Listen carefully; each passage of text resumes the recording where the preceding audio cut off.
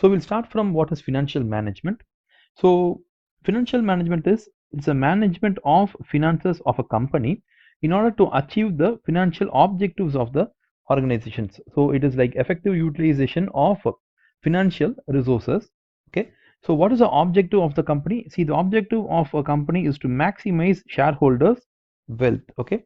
So all the steps that is taken towards maximizing the shareholders wealth comes under financial management.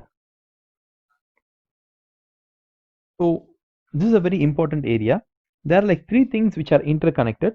So one is investments of a company, two is the dividends issued by the company, and three is financing of the company. Okay, so these three things are very interdependent upon each other. We'll see in real world how these are like related. First, we'll look at what are the various sub elements within each of these topics.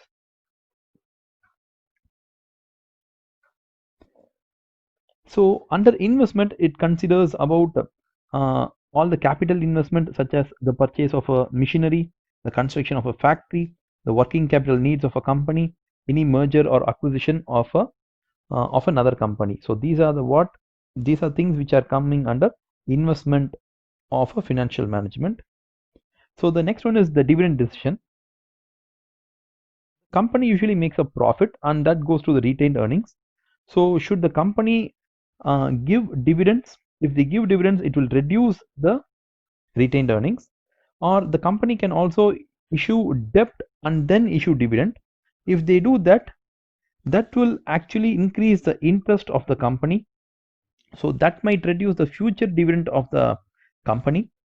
If the company is going to issue equity shares, and with that money they are going to issue dividend, means what happens in the future, the total number of shares have gone up, so the company has to issue more amount of dividend. Okay, or what would happen is all the shareholders would receive a lesser amount of dividend. Okay, so the company has to make an appropriate decision whether they are going to use retained earnings, or they are going to issue debt, or they are going to issue equity share, and they are going to give a dividend. So usually dividends are given only from profits or retained earnings. And the last part of the financial management decision is financing. So the company has a lot of source of finances. So they can raise money through debt, through equity shares, through retained earnings. Okay. So these are the various sources. Within each of these categories, there are still subcategories which are available. So if a company issues too much of equity shares, then it reduces the existing owners' proportional ownership.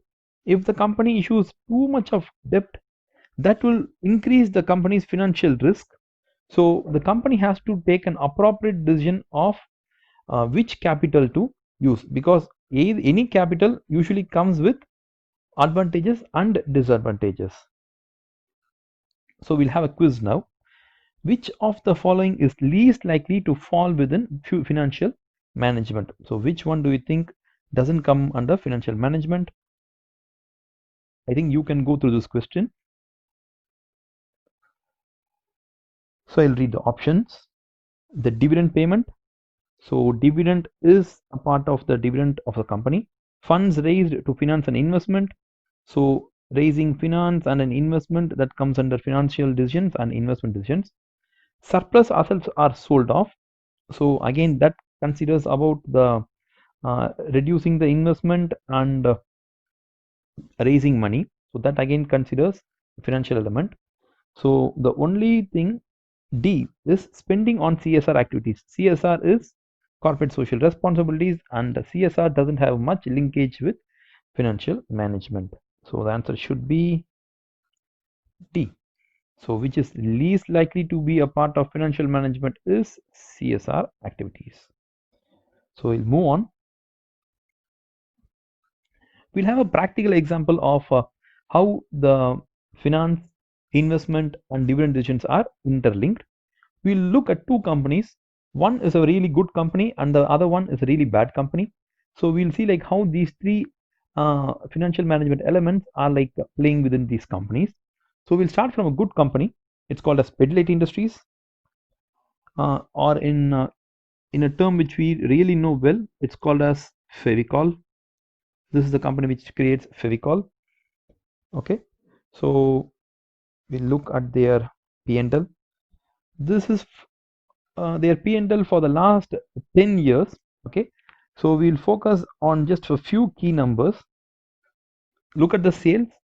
Are they increasing or decreasing? They are increasing. Okay, by how many times they are increasing? So 1700 to 7000, that's something like 5 times. I think 5x, we'll put it as 5x. Sales is going by 5x. Look at their operating profit. Is it going by 5 times? Yes, most likely it's going up by 5 times. So operating profit is up by 5 times. Look at the dividend payout ratio. As the company is making a good amount of profit, they are able to declare dividend. The dividend is like averaging about 30%. Okay, so every year they are also giving good dividends. We will look at their balance sheet. So in balance sheet, we'll look at two things: the reserve. We'll check whether the reserves are going up. You can see that the reserves have gone around 8 times.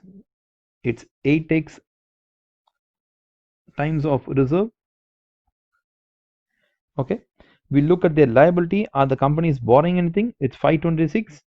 It's actually gone down, so that's again really good. So their reserves are good, their borrowings are very good. Okay, they're reducing their borrowings.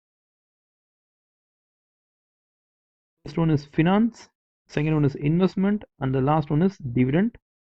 Okay, so finance, they are using equity a lot and debt less. That's really good. The company is making we'll check whether their company is making a good amount of investment. We'll check with fixed assets. Fixed asset has been 497 and it has increased to 1448. That means they are building more factories and more machinery they are buying. So their investment is also good. It also reflects in their profit. Their profit is also increasing. The company is also averagingly giving 30% dividends. So that is also good. Okay, and the reserves have also gone up. It means this company is having a really good financial management. Okay, that's what we can understand. So we'll look at the share price of this company. The share price of the company, look, in 2006 it was around 21 rupees. Okay, this company's share price today is around 1200 rupees. So 21 rupees has gone to 1200 rupees. So how many times it has gone up? It has gone by 60 times. Okay, so if you have invested 1 rupee here, you would have got 60 rupees here. If you have invested 1 lakh here, you would have got 60 lakhs here. Okay, so that's how good companies do. Okay, they perform really well, and that too over a long period of time. So we'll look at a bad company. So this is a very bad company here. Okay, Jet Airways. So we'll see their P&L. We'll look at certain numbers. We look at their sales. Is the sales growing? Yes. How much times? So sales is growing by 3 times from 7,000 to 23,000. We look at their operating profit. Their operating profit has grown from 263 to 24. Okay, it has, look at their price. It's gone down, it's gone down, it's gone way down, it's gone up, again up, down. Okay, this is like up, this is down, this is again down. Okay, it's up, it's up, it's down. Okay, see, this is not a very good kind of a business to be in. We can't say that a bad company, but this is not a good business to be in. Okay, even though the sales have gone up by 3 times, their profit has been so volatile. It is going up and down every year. Okay, with this kind of income, they can't promise a proper kind of a dividend. Look at their dividend. It's just zero, all the way zero. Why?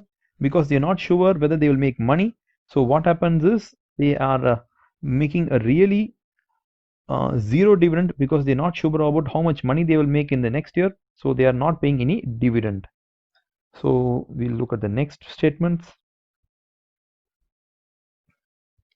We look at their balance sheet. The balance sheet has a reserve of 2000 and now it has gone to minus 9,800. That is really bad. Their borrowing was 6,000. Their borrowing has now gone to 5,200.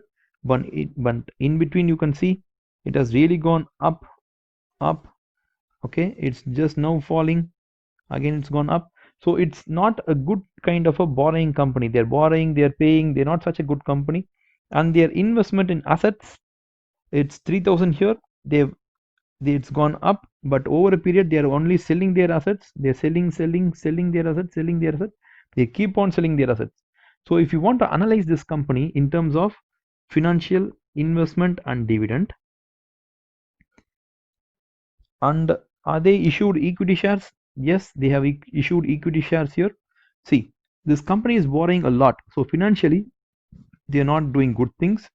Investment, they have bought assets and they are also selling, so that's also a bad sign. Dividend, they have not at all declared it, so again that's bad. Financial management wise, this company is a really bad company to invest in. So we look at their share price.